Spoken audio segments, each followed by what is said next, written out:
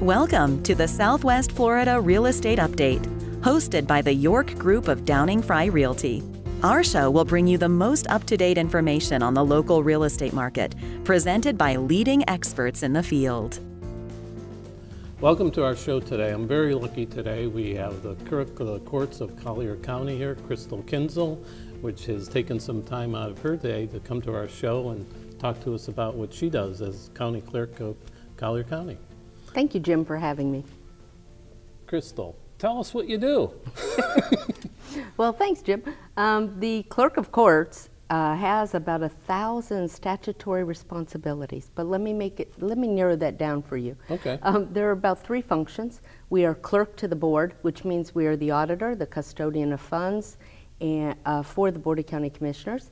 We do the recording of deeds, lands, records. That's our recording function. And then we're clerk to the courts. So we handle all of the evidence, caseload, court information for all of Collier County. And how long have you been doing this? I've been in the Clerk of Courts office for 14 years. And prior to that, I was with Sheriff Hunter. So I've been in Collier for 30. And I was the Finance, Internal Audit, and Accounting Director for most of that time with Dwight, and then in 2016 I became his Chief Deputy Clerk. So let's tell us about your background, because we kind of want what you do, but it takes a lot of experience to get to do what you do, right? Right. So tell us a little bit about your background. Okay, thank you. I graduated from George Washington University in Washington, D.C., and I started out, my degree was in accounting, and I started out with AARP when it was connected with the Teachers Association. Right. And then I went to work for NASDAQ for a bit.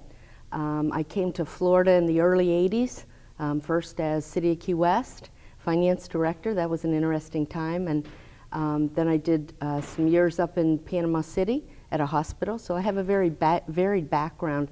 Moved to Naples, Florida in '88, so I've been here 30 years. And you are an elected official, right? Yes, And countywide. Countywide, and you just got elected last year? Yes, And August 28th. And how long is that term for?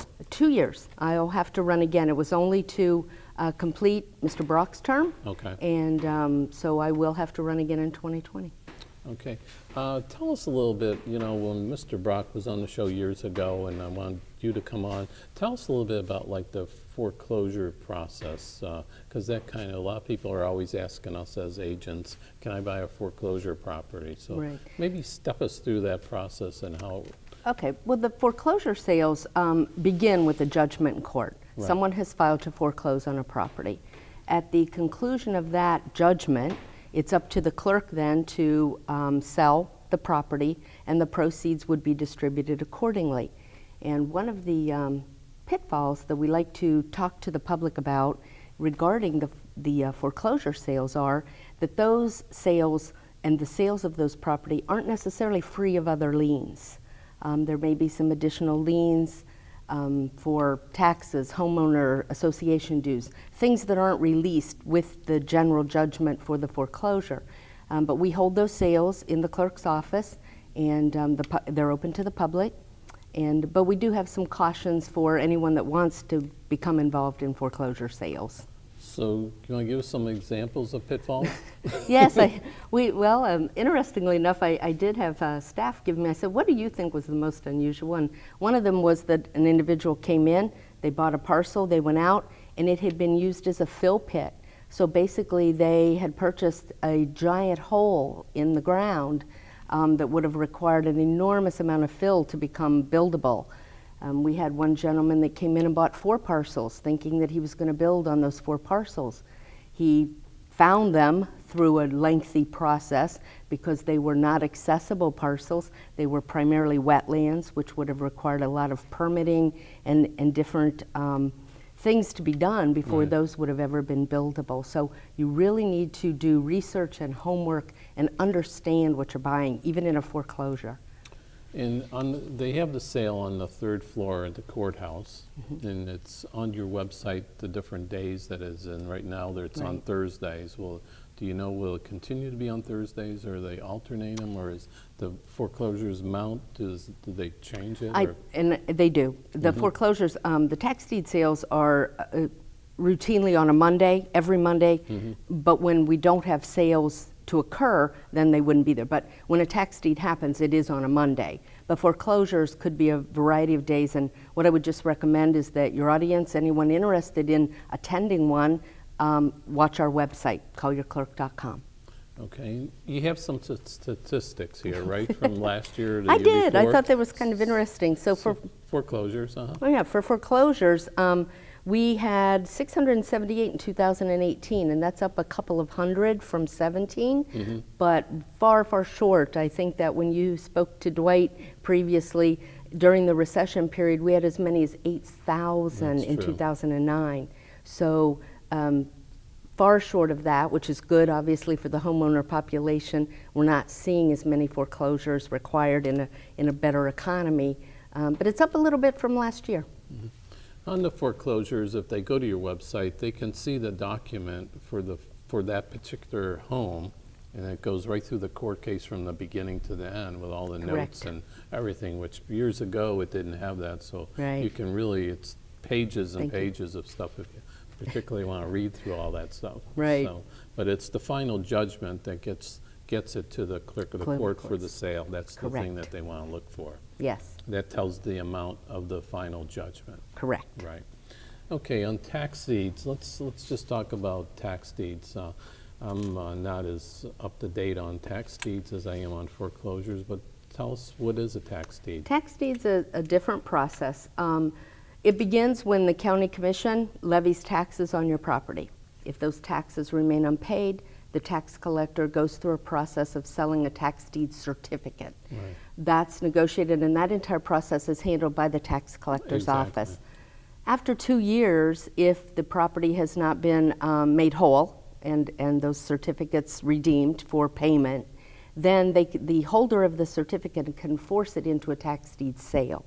If it is forced to a tax deed sale, it comes to the clerk's office and we process that information. We post the sales and notify the public that those sales exist on our website again, and then we process the property for sale. When they go to this tax deed sale, okay, what are they bidding on? The tax certificate to pay that person off that bought the tax certificate? Do you know? Right. They would have to pay all of those costs for the taxes that were obligations under the parcel. Now, one of the interesting things on a tax deed sale that's a little bit safer than perhaps a foreclosure, when you purchase under a tax deed sale, the liens are extinguished except for governmental liens. So a buyer would still have to be knowledgeable about an IRS lien or some other governmental managed lien, but all other liens are extinguished under a tax deed. So I'm not trying to corner you here or anything like that. Is if a mortgage is still on that property, then that would be dissolved? Yes, the tax deed sale, Wipes that out? yes, it's sold at auction for that amount. Do you see that the mortgage company steps up to the plate or not? Or Sometimes. They do, okay. Okay, well, we're going to take a little short Sure break thing. here, Crystal, and then we're going to finish up in a few minutes, okay? Okay, thank you. Thank you. Thinking of buying or selling a home in Naples, Marco Island, Bonita, or Estero, Florida? Think of the most experienced York Real Estate Group, associated with the #1 brokerage in Southwest Florida, Downing Fry Realty, which produces yearly real estate transactions of over $1 billion. Jim, Michael, and Morgan make up the York Real Estate Group of Downing Fry Realty, with over $275 million in sales transactions, along with offering over 25 combined years' experience in the local market. The Yorks can offer the experience and trust you need in a realtor. Call them today at 239-273-6727 or visit their website at www.naplesyorkrealestate.com. Welcome back. Well, Crystal, let's talk about your website because I don't know if people have been on it or not, but it's usually user-friendly, right? User-friendly. I hope so, and that's one of the things we focus on. We want it to be easily accessible to the public. It is a wealth of information on a lot of issues. You can pay your fines and fees over the website. You can get all of the information regarding the foreclosures or tax deed sales from our website. We've tried to make it easy to navigate from issue to issue. You can do marriage license, find out about the passports. Most of the forms that you would have to file for any of those processes are on our website. So you can do it all from home. CollierClerk.com. It's easy to remember, I think. And even evictions, right? You can even do evictions on there. And I yes, think we you have all the mentioned, forms. I think you mentioned before talking about you could research people too if you're Yes. if they're renting a house to somebody to see what kind of background they have, right? That's one of the interesting things. Maybe the best term would be know your neighbor or know who you're dealing with. If you're dealing with a contractor, for example, you might want to research the court records to see if he's been an upstanding contractor or does he have a lot of claims against him. For a tenant, you can search the clerk's court cases and you can determine are they an upstanding person, at least from the Collier County website and legal system. If they've had any prior evictions, any other bad debts perhaps that could impact you as a landlord. As a tenant, you might want to look for any claims filed against landlords. So you can discover a lot of information, and I would just encourage everyone, go to CollierClerk.com, click on the boxes, navigate through whatever they find interesting. Some of the areas might be a little less exciting than others. Even information on the clerk to the board activities. You can go to the website and click on finance. You can find out where all of Collier County's money is invested. You can look at Collier County's financial statements. You can find the clerk of court's budget. And you can also see a list of disbursements that the Board of County Commissioners approve routinely. So you can actually see who the board's paying. How about your outreach program? What do you let's talk a little bit about that, because you're going around and talking to different various groups, Yes. right? Yes, I actually enjoy that. I told you, I think that I really enjoy getting out in the public to hear, A, what they would like to see the clerk doing, but also to inform them about what we do and what is available in the clerk's office. Our upcoming on February 13th from 5:30 to 7 p.m. so that working people could attend. We're sponsoring a presentation on Florida government, state and local government, how it works. So it's free to the public.